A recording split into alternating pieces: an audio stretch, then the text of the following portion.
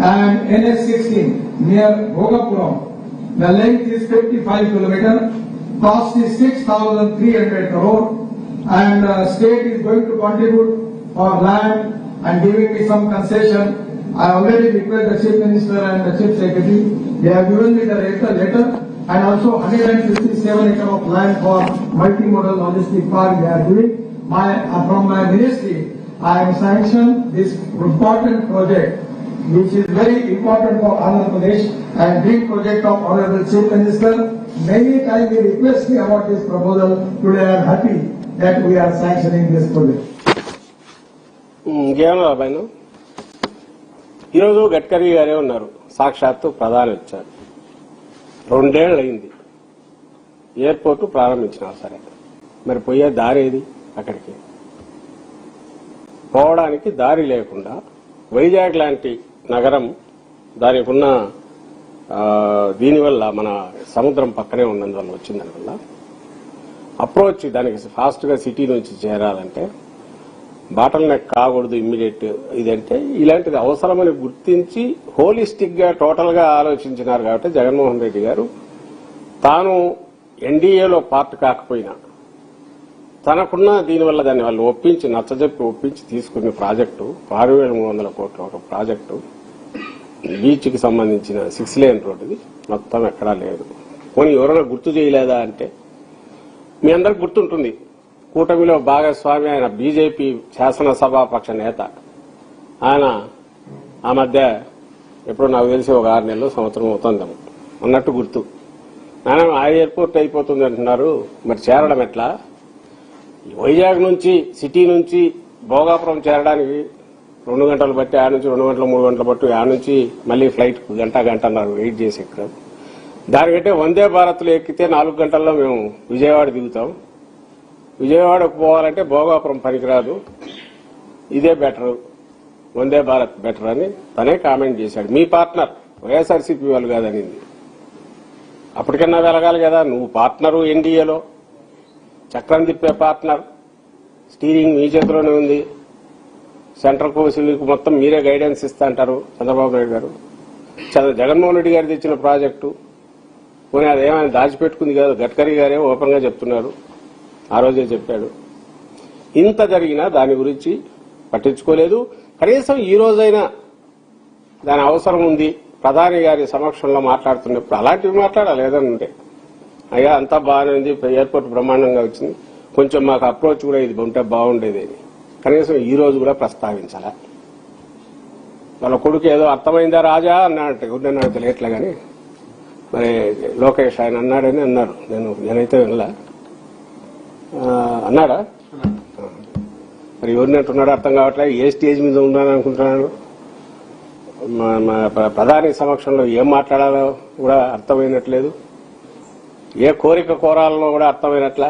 అక్కడ కూడా లోపలైతే తనుకొని వస్తుంటుంది అనుకుంటా. ఎట్లా ఒకట్లా జగన్మోహన్ రెడ్డి గారిని ఎట్లా తిట్టాలని ఉంటుంది. స్టేజ్ దొరికితే అదే వాళ్ళకు చేతన.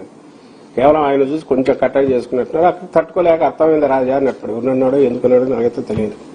మరి అది కూడా జగన్ గారిని ఉద్దేశించి ఆయన వింటాడు అనుకుంటున్నా. సో ఇది పరిస్థితి. సో నువ్వు అప్రోచ్ లేకుండా చేసావు. దాని గురించి జగన్మోహన్ రెడ్డి గారు తెచ్చిన పర్మిషన్ ఉంది, అది కూడా ఉపయోగించుకోలేకపోయావు. ఎయిర్పోర్ట్ నువ్వు కట్టింది లేదు.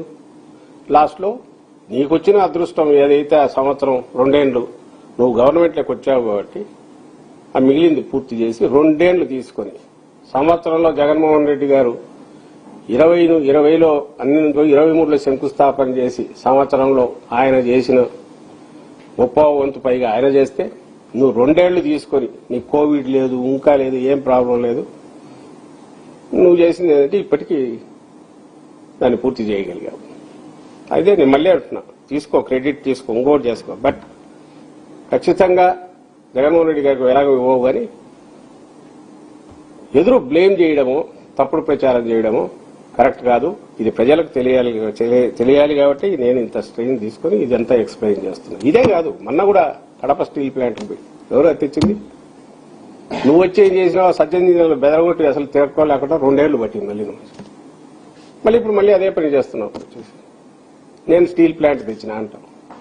నేను చంద్రబాబు నాయుడు గారిని అడుగుతున్నా, ఏ జనానికి గుర్తుండవా? ఎవరు తీసుకొచ్చారు, ఎవరు తప్పన పడినారు? ఇంక్లూడింగ్ జగన్మోహన్ రెడ్డి గారు ఐ థింక్ ఎంపీ కావడానికి ముందే దాల్మియా సిమెంట్ ప్లాంట్ కూడా కడపకు రావాలని తపన పడి, అప్పటికి ఆయన ఎంపీ కూడా కాదు,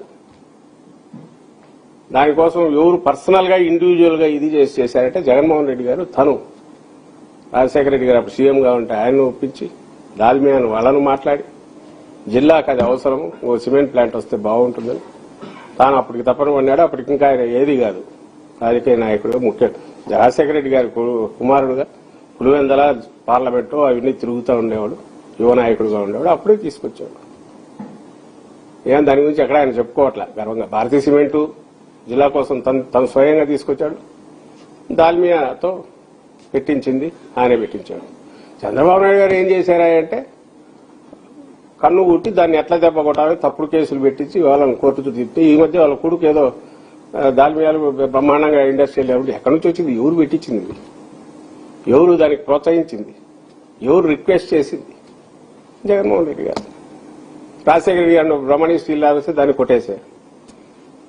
దాన్ని మళ్ళీ వాళ్ళు ఇది ఇప్పటికి కూడా మళ్ళీ ఏదేదో కుంభకోణాలు అంటున్నారు. స్టీల్ ప్లాంట్ రాకుండా అట్లా చేశారు. రెండోసారి మళ్ళీ ఇప్పుడు జగన్మోహన్ రెడ్డి గారు వచ్చాక చేయబోతే దాన్ని ఆ ఇండస్ట్రీస్టు ఆ ప్రమోటర్ను కూడా బెదరగొట్టి ఇప్పుడు మళ్ళీ 2 ఏళ్ళు అయిన తర్వాత ఇంకా పొలిటికల్ గా ఫేస్ చెల్లదు. రాయలసీమలో తిరిగినా ఇక్కడ అమరావతి అని చెప్పి ఇంత చేస్తూ అక్కడ అసలు పట్టించుకోకపోతే కుదరదు అనుకున్నాడు. ఏదో కానీ అది కొంచెం మమ అనిపించేట్టు ఒక కార్యక్రమం చేసి అయిపోయేశారు చంద్రబాబు నాయుడు గారు. ఇది ఆయన వైఖరి. మరి ఉత్తరాంధ్రకు తీసుకుంటాం. ఉత్తరాంధ్రకి ఏం చేశాడని ఆయన జగన్మోహన్ రెడ్డి గారు చెప్పడానికి ఇంత చిట్టా ఉంది. ఎన్ని మెడికల్ కాలేజీలు కానీ ఈయన అమ్మాలని చూసేవాటి, అలాగే కిడ్నీ వీటికి సంబంధించి శాశ్వతంగా దాని నుంచి విముక్తి చేయడానికి రీసెర్చ్ సెంటర్తో పాటు పర్మనెంట్ వాటర్ సప్లై దీన్ని చేయడం కానీ ఆయన చేసినవి జగన్మోహన్ రెడ్డి గారు చెప్పుకుంటూ పోతే చాలా వస్తాయి. అది ఇప్పుడు దీనికి సందర్భం కూడా కాదు. చంద్రబాబు నాయుడు గారు ఏం చేశారు?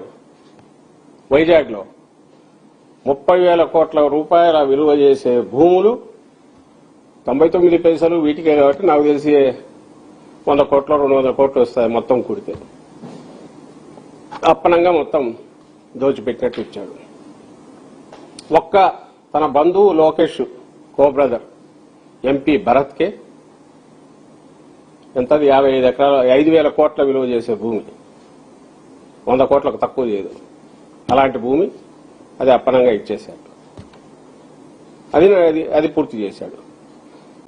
హరిత రెస్టారెంట్, హరిత రిసార్ట్ ఆల్రెడీ కొండ మీద ఉన్న కొండని ప్రభుత్వానికి ఉపయోగపడేది, ఫ్యూచర్ లో గర్వంగా చెప్పుకోగలిగిన ఇంకొక కలికితురా ఇలాగా ఉండాలని స్ట్రక్చర్స్ ఆడ నిర్మిస్తే జగన్మోహన్ రెడ్డి గారు దాన్ని విలాసవంతమైన భోగము ఏదో సొంతంగా కట్టుకున్నట్టు. ఇది సొంతం జగన్మోహన్ రెడ్డి గారిది. ఇప్పుడు మనం ఉండేది అది గవర్నమెంట్ది. జగన్మోహన్ రెడ్డి గారు సొంతంగా ఒక ప్యాలెస్ కట్టుకున్నట్టు అసలు అంత విలాసవంతమైన దాన్ని ఇదేదో చేసి మరి విలాసవంతమైతే జగన్ గారు అధికారంలో లేకపోయినా ఈరోజు తనే ఉండాలి. అక్కడ లేడే మరి ప్రభుత్వం. రిషికొండను బోడిగుండు చేశారని చెప్పి దాని దగ్గర పోయి ఒకటి సెల్ఫీలు ఫోటోలు తీసుకుని ఈరోజు వైజాగ్ లో ఒక్క కొండను వదలట్లే, మొత్తం కొండలన్నీ బోడిగుండ్లే చేసి పడేస్తున్నారు. అని చేస్తున్నారు అయిపోతుంది. లేదు, దానికేం ఆన్సర్ లేదు. చెప్పుకుంటూ పోతే లక్ష్య క్వశ్చన్ చేస్తామా అంటే తప్పుడు కేసులు మామూలుగా లేదు. అరాచకము, తప్పుడు కేసులు ఇవి పెట్టడం, అబద్దాలు ఉదరగొట్టడం, వాటిని ప్రజలందరూ వినాలా, నమ్మాలా. నమ్మక కాదబ్బా అది కరెక్ట్ కాదేమో అంటే ఇమ్మీడియట్ ఏ కేసు పెట్టడం, లోపలేయడం. ఇంకా వైఎస్ఆర్సీపీ వాళ్ళు అయితే ఎత్తించేయలేదు. యాక్సిడెంట్ కేసు అయితే మర్డర్ కేసు చేస్తారు. మా ముస్తఫా ఆయన ఏదో సరుకు కోసమని వాళ్ళ కొడుకు ఏదో అడ్వాన్స్ ఇచ్చాడు, మాజీ ఎమ్మెల్యే. వాడికి సరుకు ఇవ్వకపోతే తెచ్చి పోలీస్ స్టేషన్లో అప్పచెప్తే 1 గంట 2 గంటల తర్వాత కిడ్నాప్ కేసు ఉల్టా పెట్టేసి ఇంకా నిన్న మా చింతాడ రవికుమార్ ఆమదాల వలస పార్టీ ఇన్ఛార్జి జగన్ గారు వస్తున్నారని చెప్పి 1000 మంది తరలి ఆమదాల వలస వెళ్తే అక్కడ మహిళా ఎస్ఐ ఆమె ఇబ్బంది పడుతుంటే మనం ఇబ్బంది పడుతున్నావు, పక్కకు రావడం మీరు, ఇది ఎంత అభిమానంతో వచ్చింది, ఏమి పర్లేదు పక్కకు రండి, ఊరికి తొక్కిసలాట్లో ఇది అవుతుంది అంటే ఆ అమ్మాయి శబ్దాల వెంచలకు చెవులు మూసుకొని పోతున్న వీడియో పట్టుకుని, బహుశా మీ మీడియా వాళ్ళందరికీ తెలుసు ఎన్ని సెక్షన్లు ఇంకా పెట్టని సెక్షన్లు ఏమన్నా ఉంటే అది మరి ఎందుకు పెట్టలేదో తెలియదు కానీ ప్రపంచంలో అన్ని మన చట్టంలో ఉండే సెక్షన్లు అన్ని పెట్టి పడేశారు, అటెంప్ట్ మర్డర్తో సహా. అది ఇంకా రాసిచ్చింది కూడా పాపం అమ్మాయి ఎంత సఫర్ అయ్యింటుందో అట్లాంటి కంప్లైంట్ బలవంతం మీద రాసిందని సమాచారం. అలాంటి కంప్లైంట్ రాసినందుకు ఆమె ఎంత ఇబ్బంది పడి ఉంటుందో తెలియదు కానీ చాలా అసహ్యంగా రాయించాడు. అది చూడగానే తెలుస్తుంది అబ్సర్డ్ అని. చింతాడ రవికుమార్ నుంచి 21 పేర్లు నిజంగా గుంపులో ఏదన్నా ఉన్నప్పుడు ఎట్ట తెలుస్తాయి పేర్లన్నీ వాళ్ళకు? ఒకవేళ ఆడ ఉండేవాళ్ళు ఈ పేరు ఈ పేరు ఈ పేరు అని చూసి ఏం స్టేజ్ మీద ఇదే దాన్ని ఏమంటాం క్యాట్ వాక్ లాగా నడిపించుకుంటా పేర్లు రాసుకుంటారా? కాదుగా, అయినా పెట్టారు. అక్కడే తెలియదు అది ఎంత తప్పుడు కేసు 20 మంది మీద పెట్టారంటే. యాక్చువల్గా అట్లా చూస్తే పోలీసు వాళ్ళు ఆమెతో అభ్యంతరకరంగా బిహేవ్ చేసినట్టు వచ్చింది ఫోటో బయటకు. అంటే దాని ఈనాడులో బ్యానర్ స్టోరీ. చంద్రబాబు నాయుడు గారికి మళ్లీ మళ్లీ చెప్తున్నాం, మీరు ఎన్ని ప్రయత్నాలు చేసినా ప్రజల అమాయకులు కాదు, అజ్ఞానులు కాదు, గమనిస్తూ ఉంటారు. అయితే మనకు రాజకీయ పార్టీల్లో ఉన్నాం కాబట్టి రాజకీయంగా మాట్లాడుతున్నాం, 24 hours ఫోకస్డ్గా వాళ్ళు అన్ని ఫాలో కాకపోవచ్చు. కానీ జగన్మోహన్ రెడ్డి గారు ఏం చేశారు, వైఎస్ఆర్సీపీ ప్రభుత్వం ఏం చేసింది, నువ్వు ఏం వెలగబెడుతున్నావు, గతంలో ఏం వెలగబెట్టావు, ఏ రకంగా మోసం చేశావు అనేది వాళ్ళకి బాగా తెలుసు. కానీ మరీ ఇంత మోసం అనేది బాధపడుతున్నారు. ఎన్నికల్లో నువ్వు మోసపూరిత హామీలు ఇచ్చినప్పుడు ఎంతో కొంత ఎంత మోసగా అయినా ఎంతో కొంత చేయకపోతారా అనుకున్న వాళ్ళు జనం. కానీ మరీ ఇంత మోసం అనేదానికి పోయేంతగా ఎందుకంటే ఇచ్చిన హామీ అట్టాడిది. ఆడబిడ్డకు నీదేని నెలకు 1500 అది ఎంతకు పోతుంది? అది ఇప్పుడు 2 ఏళ్లు బకాయి. మరి ఇంటింటికి మళ్ళీ బాండ్లు రాసి ఇదిగో మీకు జూన్ 2024 నుంచి ఇంత వస్తుంది. యువతకు 3000 రూపాయలు నెలకు, ఇంకా 50 years పెన్షన్, వాటికి ఏమేమి వస్తాయి మీ కుటుంబానికని బాండ్లు, వీళ్ళు లెక్కలేకేస్తే మోసపోయింది. దాంట్లో ఒక 10% అన్నా ఇవ్వకపోతాడని పాపం ఆశ పెట్టుకున్నారు. నెలకు 1500 కాకపోతే ఒక 500 అన్నా ఇస్తాడేమో అని కొట్టేశాడు దెబ్బ. కాబట్టి జనం గమనిస్తున్నారని చంద్రబాబు నాయుడు గారికి చెప్తున్నా. అలాగే ఆయన నమ్ముకొని దాంట్లో ఈదుతున్న మిగిలిన నాయకులు, మిగిలిన పార్టీలు కూడా వాళ్లకు ఇదే అంటుంది. ఆయన ఇదే పద్ధతిలో కొనసాగుతున్న కొద్దీ జనం గమనిస్తున్నారు. రైట్ టైంలో అలా తీర్పు ఇస్తారు. కానీ మేం చెప్పదలుచుకున్న ప్రజలకు ఏంటంటే జరుగుతున్నది ఆయన చేస్తున్న దుష్ప్రచారం ఎంత తప్పుడు ప్రచారం ఇది, వాస్తవాలు ఇదని చెప్పేందుకు ప్రయత్నం నేను ఇప్పుడు చేశాను. Thank you.